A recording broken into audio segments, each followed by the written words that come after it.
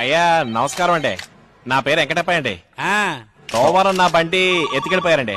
ఆ విషయం మీ స్టేషన్ లో కంప్లైంట్ ఇచ్చారండి. ఇచ్చా ఇప్పుడేంటి? ఆ ఎత్తుకుపోయిన బండి కనిపెట్టేశారండి. హోండా సిటీ పోగొట్టుకున్నోడే స్టేషన్ చుట్టూ తిరుగుతుంటే నీ అర్ధన టీవీఎస్ 50 కోసం వెంటనే యాక్షన్ తీసుకోవాలంటారా? నీ పేరేంటి? పేరా? రామూర్తి. ఏం చేస్తావు నువ్వు? పెద్దదా డిఎస్పీ కంప్లైంట్ ఇస్తావుటా? నీ టీవీఎస్ 50 రాదు, పార్టీగా పీకి చెత్త బజార్లు అమ్మేసినందుకో బామర్తి. మిస్టర్ రామూర్తి, మీరు ఫోన్ కట్ చేసి ఫ్యాక్స్ ఆన్ చేసుకోండి. ఎందుకు? ఏలా మీకు సస్పెన్షన్ ఆర్డర్ పంపించాం.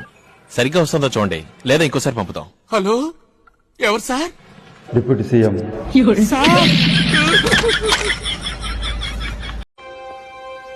నందాజీ, ఓటమి అంటే అవమానం కాదు, మనల్ని మనం గెలిచే అవకాశం.